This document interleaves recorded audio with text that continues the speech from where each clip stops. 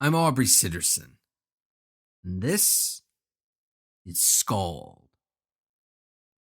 You're listening to the only story that matters.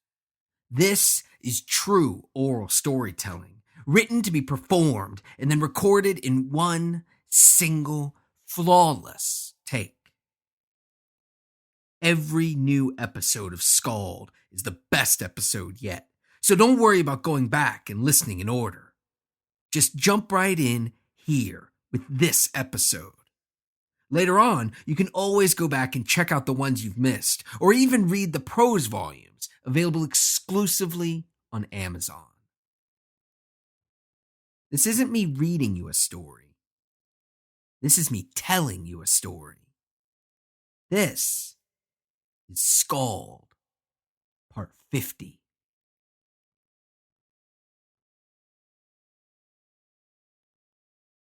Day after day, Maul awoke in a position that was not unfamiliar to him.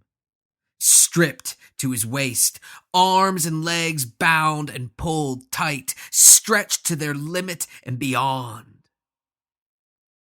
The tree had saved him, had killed that dying world, had broken it to rubble. But now, it had taken him back. It had kidnapped Maul and hung him from its branches, arms and legs stretched out, exposed to the glaring sun, left to starve, to die, and to rot. Not for her. If not, for his pet, for his companion, his friend, she that would rescue him. If not, for SKALD. But no. Maul winced and squinted, commanding his eyes to adjust to the blinding light that enveloped him. No. Now there was no SKALD. SKALD was gone, condemned to death by that monk and his witch, executed by that cruel, monstrous giant, the destroyer, Kargan. Maul took a brief respite from his anger, from his all-consuming, corrupting rage. And he chuckled to himself. Just as he had promised, he had squeezed the life from the monk. Just as he had promised, he had torn the giant's head from his body and raised it above his own in triumph. And just as he had promised, he would find the witch. He would hunt her down wherever she hid, cowardly and craven, and he would laugh as her eyes dimmed and she let out her final, crackling death rattle. But he couldn't do it yet. Couldn't do it while helpless, while held captive. He couldn't do it while hanging from that tree. And with SKALD gone, with SKALD taken from him, there was no one to aid him. There was no one to feed him, to nourish him, to keep him company. No one to help him shoulder the burden that he had carried for his entire life. The burden of one better than those who surround him, one maligned against, conspired against, and one oppressed by those that feared his power. Hot, angry tears filled his big, wild eyes, blurring his vision, providing protection for his dilated pupils. SKALD was gone. SKALD was gone. And there was nothing he could do except what he always did. The only thing he had left to do. To fight, to struggle, to win, to free himself, to tear down the walls that blocked his path, to murder all those who opposed him, to fight his way back to his home, to his world, to his throne, to take his rightful seat as the one true king of men, the one true king of flames and ashes. Maul, his muscles engorged with scalding hate, thrashed wildly, struggling against his bondage. But though he howled and screamed, though he fought so hard that his bindings cut his wrists, sending steady streams of steaming blood trickling down his forearms. It was to no avail. He was bound too tightly. He was bereft of not just SKALD, not just his tattered leather armor, but also his cudgel. That notched, blackened, blood-stained club, that grisly, blunt instrument of death and destruction. As well as that new weapon, that symbol of conquest, the stone head of the giant, the one that belonged amidst the ruined pieces of the witch's head, that deserved to rest there, nestled between what remained of her shattered skull.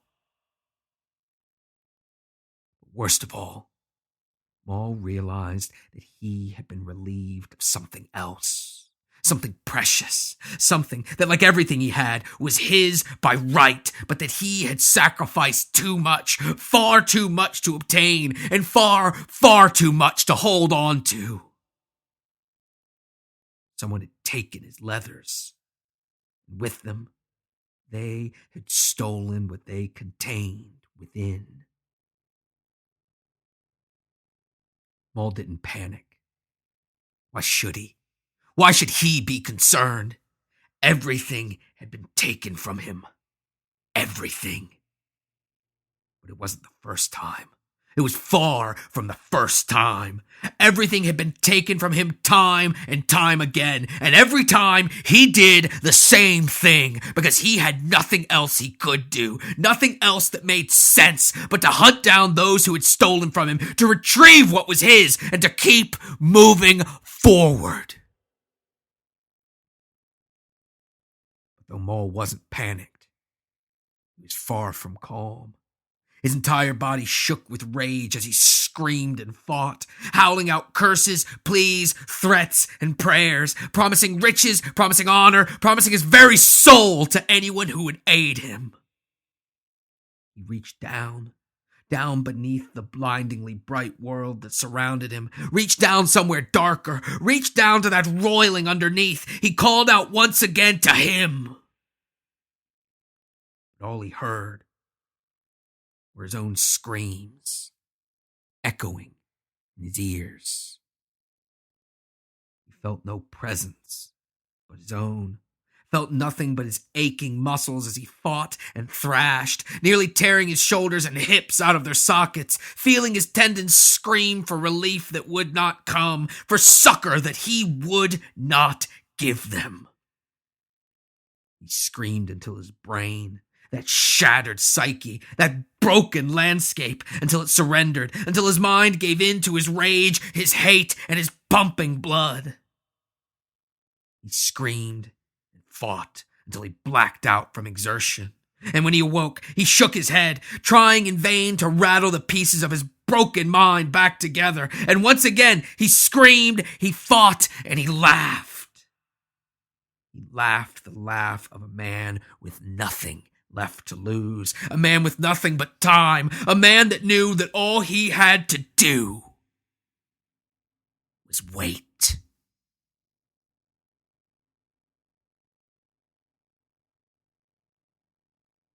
Calarius studied by the wizard's side, learned under the tutelage of that wizened old man, the one who called himself Henno. She had difficulty at first, not from the lessons. Those came easily enough, but from the schedule. Not only did her eyes revolt when confronted with the blinding rays of that world's shimmering daylight, but her entire body was forced to adjust to a new circadian rhythm after a lifetime spent inverted, sleeping through the day and working the entire night through. But Henno was more than accommodating. He ordered Calarius' quarters darkened during the day. He commanded that her windows be boarded up and threatened with unspeakable magical torment anyone clumsy enough to raise a noise within earshot of the sleeping sorceress. And then, when the border realm's dual suns had set, when the stars had retaken their place in the sky, she rose from her bed. She dressed herself in clothes finer than she could have ever imagined, silk so sumptuous that they caressed her body like a lover. And she attacked her studies with a vigor and an eagerness that both astounded and delighted her tutor. At first, Henno suffered through the inverted days with his student. He tended to his countless factories and warehouses, balancing ledgers, presiding over meetings, and delegating responsibilities throughout the day, only to stay up half the night as well, guiding Caleria in her studies. The sorceress was astonished, because though the wizard was clearly ancient, the oldest man she had ever laid eyes upon, he was tireless, indefatigable, an endless fount of energy. But eventually, as Caleria's eyes began to adjust, as her body became accustomed to staying awake during the day, she began to accommodate Henno's schedule. And it was then, when she was finally able to stay up through the day, to keep her eyes open and see what the city of Ravenna held for her, that she began her true education. Over candlelight so dim that Henno struggled to see his tomes, Caleria had prepared for her lessons, learning of how she might take the powers granted to her, the considerable abilities bestowed upon her by him, and begin to twist them. Before, in her dark, broken, dying world, she was only able to do what he wished, nothing more and nothing less. Call up its flame, that hungry, cathartic blaze, but all it could do was devour. The only purpose it served was destruction. In those darkened rooms, with Henno watching patiently over her shoulder, she practiced languages that were ancient when the universe was still young. She studied manuscripts that had miraculously survived the sundering of the worlds, and she learned. Though that meticulous process was a slow one, she progressed steadily, and though she never seemed able to move as fast as she wished, she more than once caught Henno looking at her with a peculiar mix of surprise, pride, and envy. Because while she was still far away from exhibiting the control over the world that Henno displayed, the ability to bend reality seemingly with his mind alone, she still exhibited that wild talent, the innate predilection for magic that Henno could never hope to match. But though she had spent night after night learning the theory behind Henno's magic, behind his control of the bustling, chaotic city known as Ravenna, it was during the day that she saw it in action. Caleria's personal chambers, while more luxurious and comfortable than any room she had ever had an opportunity to find herself in, were nothing compared to the rest of Henno's sprawling estate. The sorceress wondered that if one man's home was as large as Henno's, then the city of Ravenna must cover that entire world, the border realm that Henno was loath to name.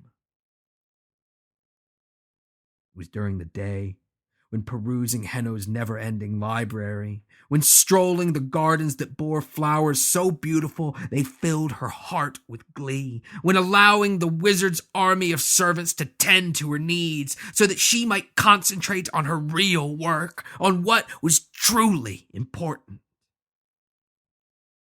It was then that she understood Henno's true power, the power that he wished to teach to and eventually share with her. Caleria had read of the power that she might draw from her abilities. She had been told about what she might accomplish if she learned to twist them, to put them to work, not for him, but for herself. Now, She had a chance to truly see it. That hungry flame, that cathartic blaze, that ravenous liquid fire had been created for destruction, created only to destroy, given to her with the sole purpose of burning those nescient monsters, of incinerating that churning, unending flood of green. It was true. It was undebatable. It was inarguable. Henno had shown her that there was another way, another path, a different use for her considerable powers. That's because for most people, for those foolish masses, the fear of destruction was no different from destruction itself.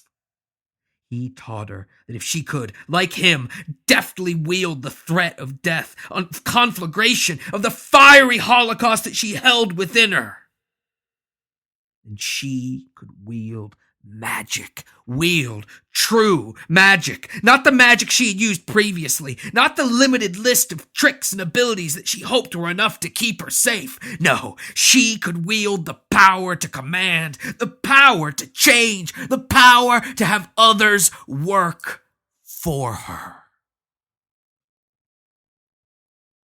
Though she once again found herself in a tower, a massive cyclopean obelisk of stone that cast ominous, fearsome shadows over the denizens of that bustling city.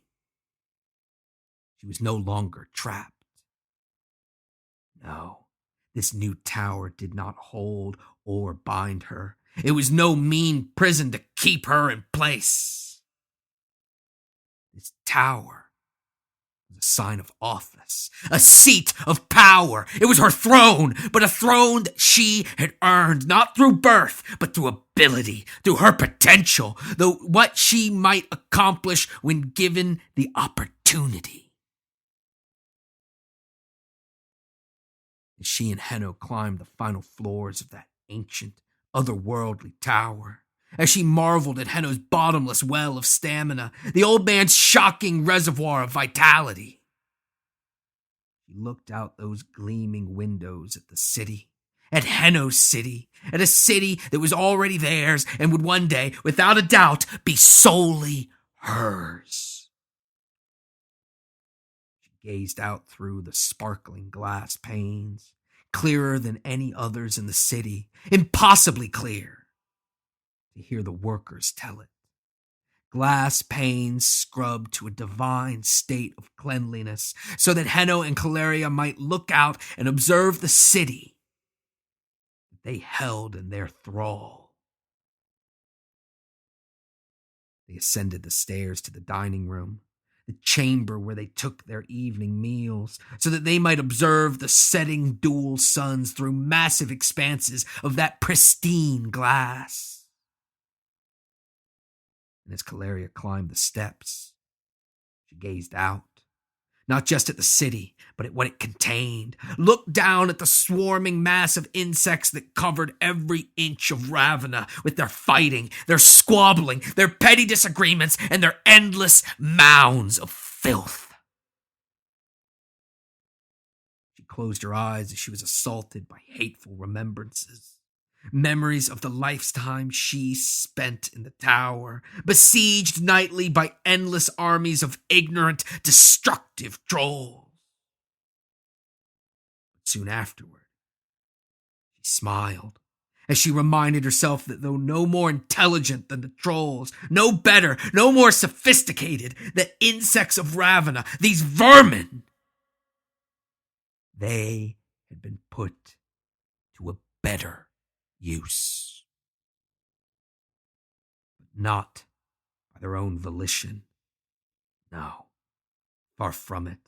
If left to their own devices, surely within a fortnight their hordes would give in to ignorance, give in to stupidity, give in to a wanton lust for destruction. They would band together with no purpose in mind but annihilation. They would march on this tower, Henno's tower, her tower, and they would bring it crashing down upon their fool heads.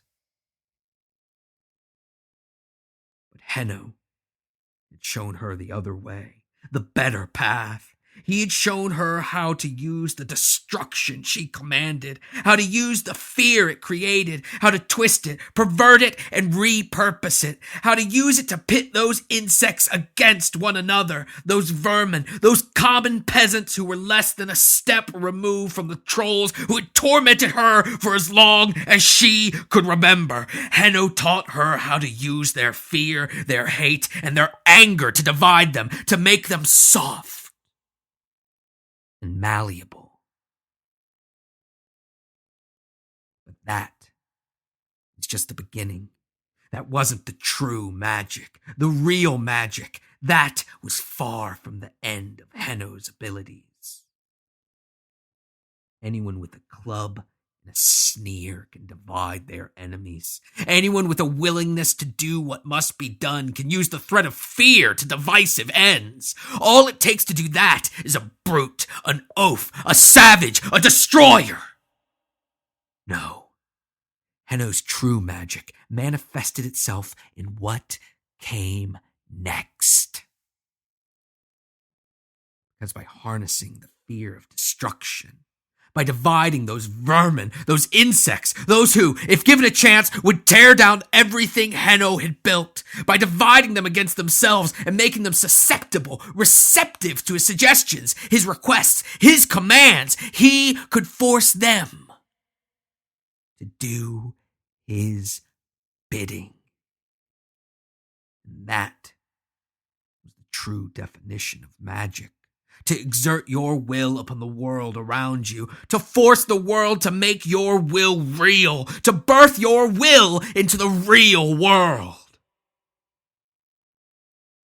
Henno used his powers, used his magics, and he taught Caleria how to use hers, to force the inhabitants of Ravenna not to destroy, but to create. Caleria thought about it often. Thought about the unfathomable alchemy that must occur, thought about the myriad steps in that arcane process, ruminated on the amazing dexterous skill that Henno displayed, sat in awe of his ability to take man's most destructive impulses, to turn them in on one another and create a fire. But not a fire that consumed creation, a fire that fueled it. She was amazed at all that Henno had built, and with no natural abilities of his own. He had bent an entire city to his will. He had seized control of an entire city, and whether its people liked it or not, he had dragged them out of the depths of their squalor and self-defeating urges, and he had elevated them, giving them a chance to become something better by serving him and his vision of greatness. Though her head swam with thoughts of Henno's wondrous abilities and daydreams of how they one day might become her own, those thoughts left her, abandoned her, and she walked into the dining room and saw what had been placed proudly over the mantel, mounted in a display clearly meant to invoke feelings of pride and confidence. But in Caleria, in that otherworldly sorceress, they brought up memories of rage and a lust for revenge. Because above the mantel, placed proudly over that crackling fireplace, were a pair of artifacts that stirred up a deep, unquenchable thirst for destruction and vengeance. And a third that, while she did not recognize it, filled her with apprehension and dread. As Caleria walked into the room, her teeth clenched and her brows lowered as she gazed upon a notched, charred, blood-stained cudgel, the heavy, brutish weapon that the murderer Maul had wielded so deftly. And a stone with the face of a man, but not a man, too big for a man, the face of a giant with but one terrified, agonized eye, the same stone that if Henno had waited but a second longer would have traveled through Calaria's skull, scattering her brains in the dust of Ravena's filthy streets. Maul. She growled the name, Henno's spell upon her broken by the memories of that awful brute, the one that she herself had saved from infection, only to watch as he strangled the life out of Xylan, out of her Xylan. Kill him. I'll kill him! Henno, perplexed that the rage had still not left his subject, went to place a hand, a calming gesture, upon Calaria's shoulder. But before he could make contact, the fury bubbled up inside her and came frothing out as she whirled on him, shouting, "Where is he? Tell me, damn you! I will know where he is, old man! Now, tell me!" Henno, no fear, with only concern in his eyes, reached out once again and touched Calaria gently upon her shoulder. Quiet now. But the concern changed, ever so briefly, to frustration, as he saw that his touch had less an effect than he would have wished. These artifacts, these weapons, they are here for but a moment, nothing with which to concern yourself, my dear. The old wizard strode to the mantel, his cloak flowing unnaturally behind him, and he ran his fingers over the cudgel, shivering involuntarily. They are merely here awaiting a trade. You are far from the only one with designs on King Maul. Claria growled once again. He's a brute, a savage, a murderer! Henno smiled sadly. The best kings often are, I'm afraid. He then reached out and picked up the third artifact, the one that so disconcerted his student.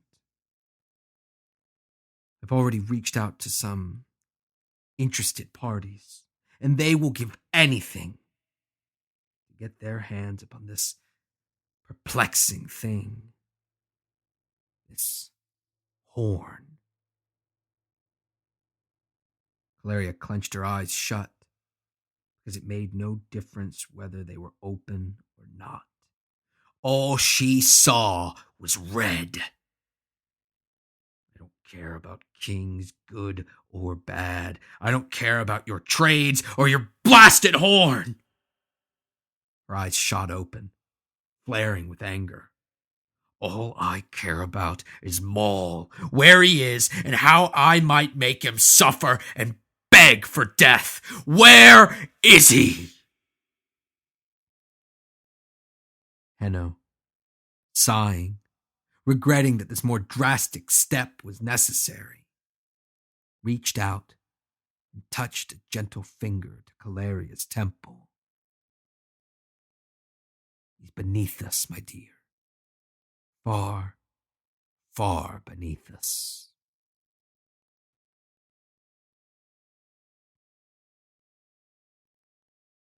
Hours turned to days, and days turned to weeks as still Maul fought.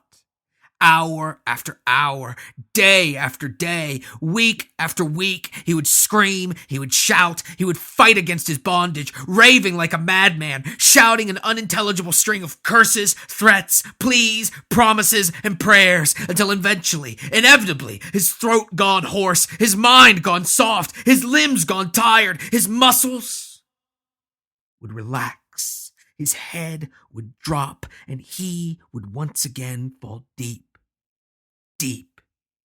into unconsciousness. And every time that ranting lunatic succumbed to that deep, restless sleep, their response was the same.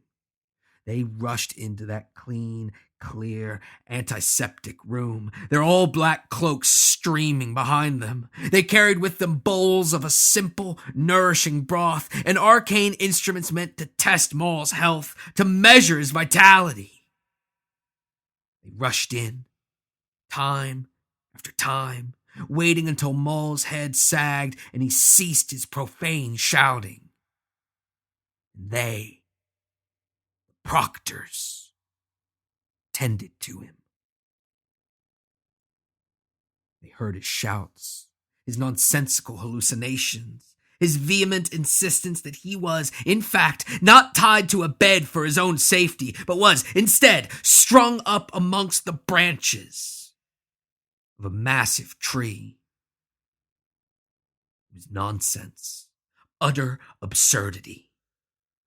They waited, hopefully, for him to snap out of it, for him to come to his senses and acknowledge his place, his current situation in this, the real world. But it was no use. Hour after hour, day after day, week after week, the story was the same. Maul would awake in tears, in screams, and in hate. He would scream until his voice was gone. He would struggle until the bindings tore his flesh and rubbed against his bone. And then, exhausted, he would collapse. And the proctors, eager to do what was best, for themselves, for their world, for Maul himself, they would rush in and tend to him. They healed his wounds. They poured clear, flavorless broth down his gullet. And they waited. They waited, because even low-level proctors such as themselves, could see what Maul's powerful, muscular body contained within. Potential. Almost limitless potential. They had been tasked with studying that brute, that oaf, that savage. They had been assigned to discover exactly how he might be best used for the glory of their order, for the glory of Ravenna, and for the glory of their leader. Henno, the man who blessed them with this, their everlasting, glorious city. And they could see within an instant, within but a moment of Maul's waking fury, that he could accomplish things that belong only in nightmares. Though it was a truth their minds did not yet know, their souls quavered in the knowledge that before them, tied to a bed, ranting and raving, lay the one true king of men, the one true king of flames and ashes, he who held the promise of fire and a destiny of dust, the one ordained by his awful, hateful rictus grin. They saw the destruction contained within Maul, and they knew enough about Henno's magics, his formidable powers, to know that properly channeled, that used judiciously, Maul would be profoundly useful, more useful than any of the vast number of pieces that Henno moved across his chessboard. But they also knew that he was of no use in his current state, taken by a hate and an anger so pure that it drove him mad. They knew that though his eyes were held open wide, unnaturally wide, that he could not even begin to see the reality of the world around him. Despite his limitless potential, they couldn't trust him to do anything. Couldn't rely upon him to do anything but scream, swear, bite, punch, kick, and froth at the mouth. Even the anchor wouldn't mollify him, wouldn't placate him, not for long at least, because soon enough, the anchor, the addiction it brought, the gentle tug down to the earth, to the real world, it would just be more fuel for the hungry flame in his gut, the all-consuming blaze that threatened to burst forth and devour all that he laid eyes upon. He was a wild dog. And when a dog is wild, truly wild, there's nothing left for it. There's only one solution that never fails. And yet, he was so strong, so powerful, exuding a force of will that was as magnetic as it was repulsive. They could never trust him in a position of power. That power would stoke all the most dangerous flames within one such as Maul. They could never place him somewhere that he would interact with other people, normal people, people who could not only see the reality of the world around them, but had made the right choice, the wise choice, and had accepted it. But as they saw him struggle, as they saw him fight, as they saw him exert his prodigious strength with no regard for the safety of his own body in the process, they realized how one such as Maul may very well still be of use to them, to Ravana, and most importantly, to Henno. Labor. Hard, physical, dangerous labor. His power could not be utilized in the more subtle, more useful fashions. He could not be inserted into society and expected to act reliably. That would never be the case. The only thing that Maul, that raving, spitting madman, could be sure to do was to fight until every ounce of energy had left his body and then die ignobly in a shameful heap. If they could take that fight, that struggle, that anger, and that fire, and use it as fuel, if they could direct Maul's strength toward the hard, murderous, back-breaking labor that occurred even now beneath their city, then they might still realize some of Maul's potential. But Maul, as he was then, waking only to work himself into a lather and eventually, repeatedly, collapse in a fit of exhaustion, he would never be of any use to them. He was a wild, uncontrollable dog, and while there was that first solution, the easiest solution, the one that always worked, it would deprive them of Maul's considerable talents, his strengths, and his potential. No, they wouldn't take the first solution. Not yet. Not unless they had to. Henno decreed that they get the most use out of Maul, just as they did out of every soul within Ravana, and they couldn't do that if the savage no longer drew breath. They would try the other option, the other solution, the better solution. Grinning at one another, they nodded their heads and prepared their tools, secure in the knowledge that a stallion will still pull its weight, even after it's been gelded.